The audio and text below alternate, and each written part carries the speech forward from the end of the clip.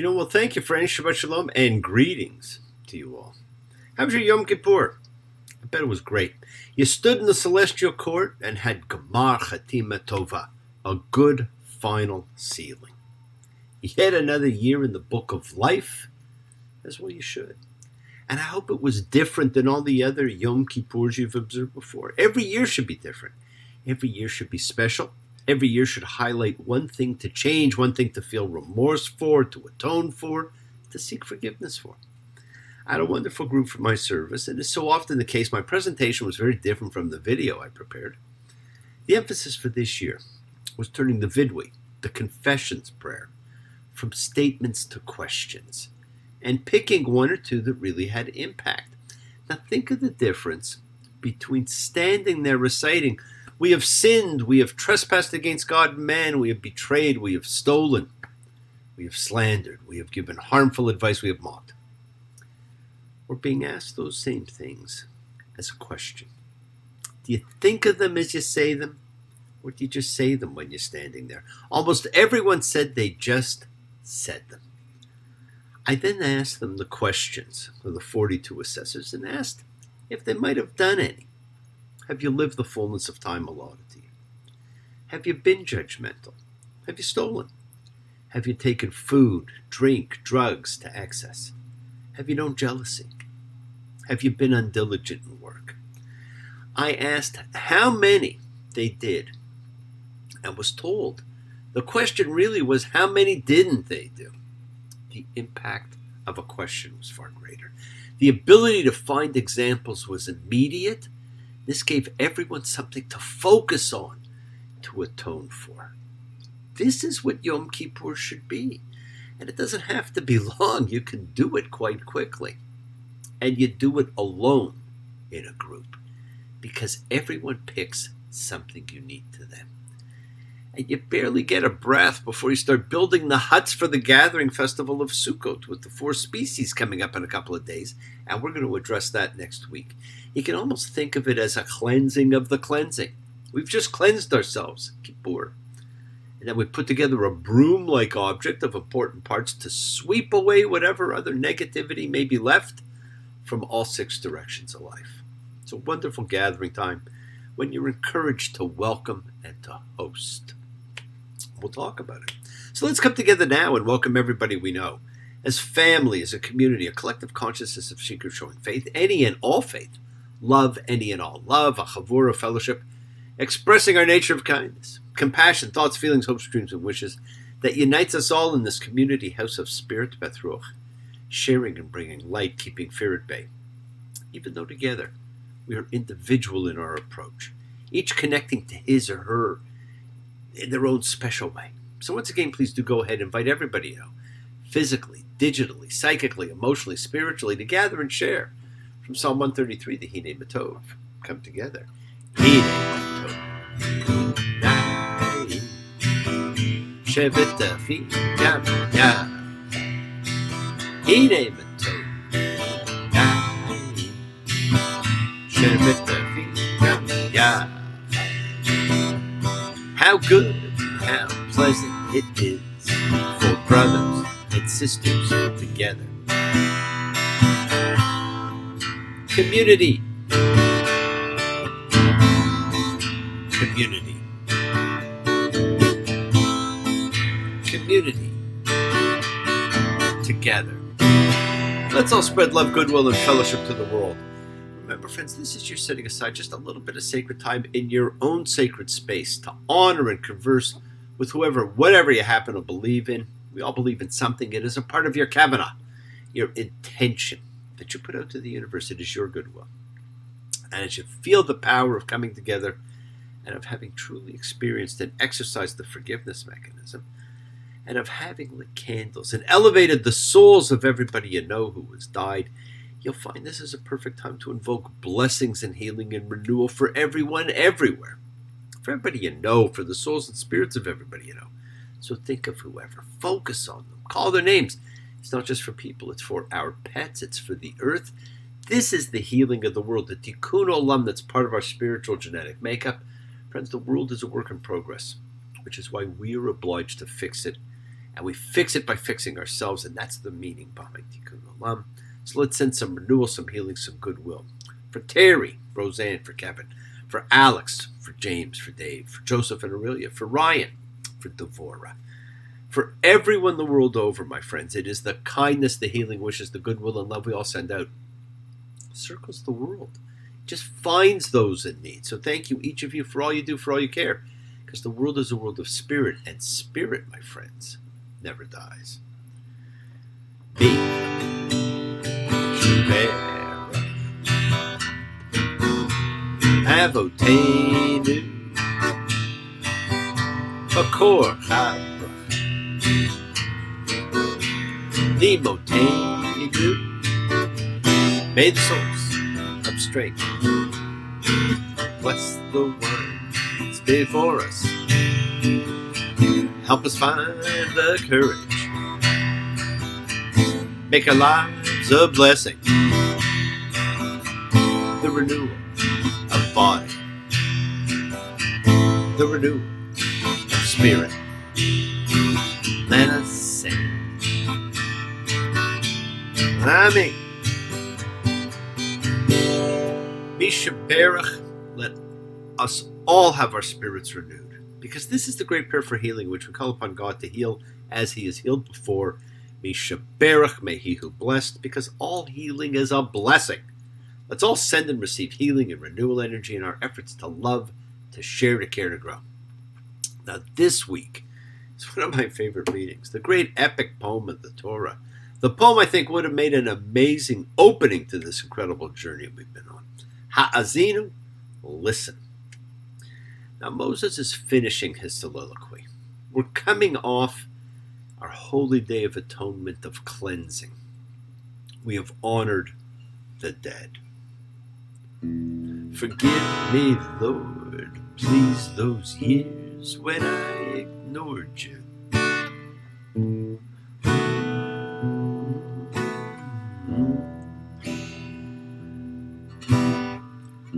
Forgive them, Lord, those that feel they can't afford you.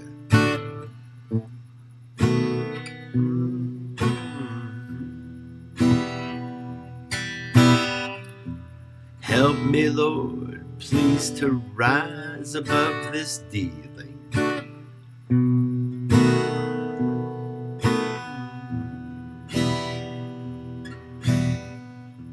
Help me, Lord, please, to love you with more feeling. The relationship is strained. It's different as the Torah ends than it was at the beginning. Sing, goddess, the anger of Peleus, the son of Achilles, and its devastation which put pains thousandfold upon the Achaeans, hurled in their multitudes to the house of Hades strong souls of heroes, but gave their bodies to be the delicate feasting of dogs, of all birds. And the will of Zeus was accomplished since that time when first there stood in division of conflict Atreus' son, the lord of men and brilliant Achilles.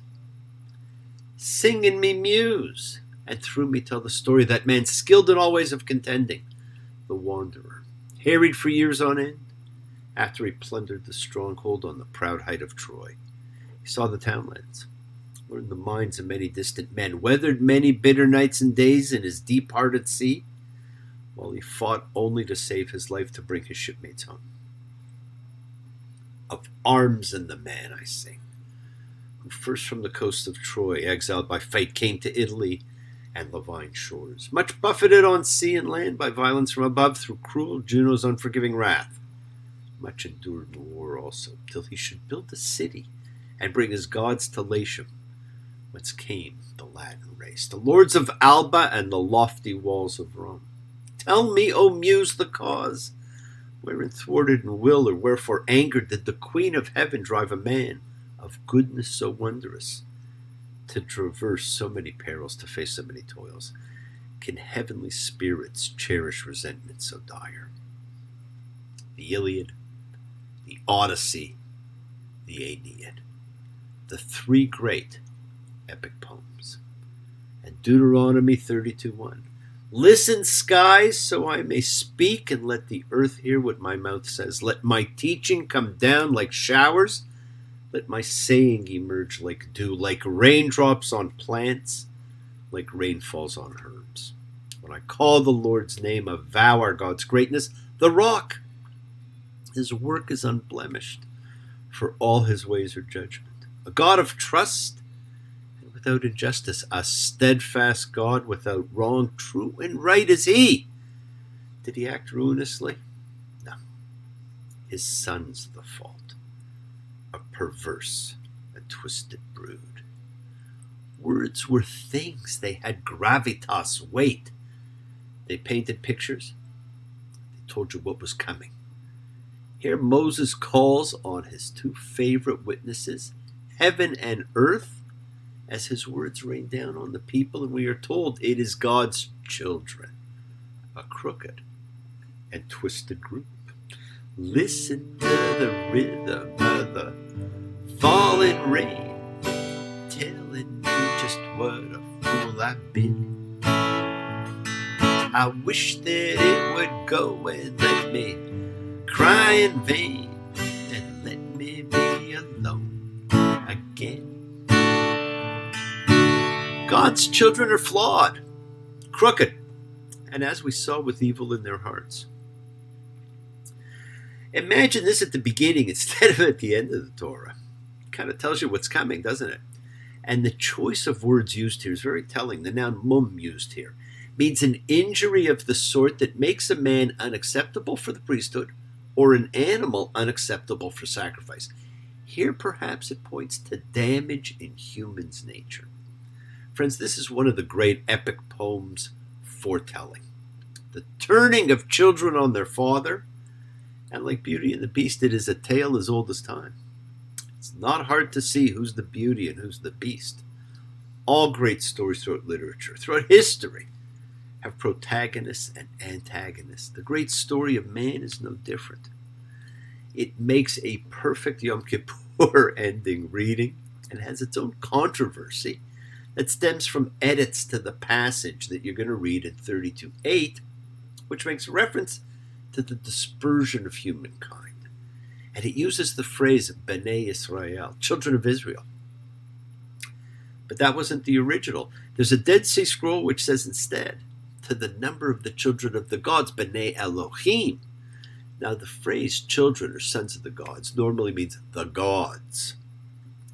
Scholars have hypothesized that this was the original reading of the verse, and that later scribes or editors were distressed by this meaning, so they changed children of the gods to children of Israel. There's also a Greek version, which actually takes us back to Genesis 6, because the Greek text reads, to the number of the angels of God. And there are cases in which Bnei Elohim are thought to be the angels. And many think that the celestial court was God and the angels. Friends, doesn't matter. So what if it says angels, God's highest God? The belief was the God of Moses was the supreme God, and we've remained monotheistic ever since. But we are left with the belief that there was a heavenly order to things. And so this controversy points to the celestial court, which we just faced, and which is really well described in Psalm 82. It pictures God standing in the divine council as he judges among the gods. Right? In this extraordinary scene, God criticizes the other gods for failing to judge justly, which was one of our instructions, to judge justly. And he takes away their immortality, condemning them to die like humans. Psalm 82:6. I have said you are gods, children of the highest, all of you, but you shall die like a human. This is the celestial court we face every year at this time. And what of God? What is he to do? With the death of Moses, God practically disappears. Deuteronomy 32:18. You forgot the God who gave you birth, the Lord saw, and he spurned from the vexation of his sons and his daughters, and he said, let me hide my face from them. I shall see what their end will be. For they're a generation of overthrows, children with no trust in them. Repeat what he said before, that he will turn his face from man. And of course, among other things, This contributed to Luther's Deus absconditus, the hidden God, and Nietzsche's suggestion that God is dead. Friends, this book does not end. We are on the cusp of a homeland, but not quite there. It's over the rainbow, and to get there, humans must grow up. Then and only then, God will see what their destiny will be. And like rainfall, the words of God will float down and nurture us. He will rain down love on us, as Moses says, his words rain down. My life was like a desert flower, burning in the sun, till I found the way to love. It was harder said than done.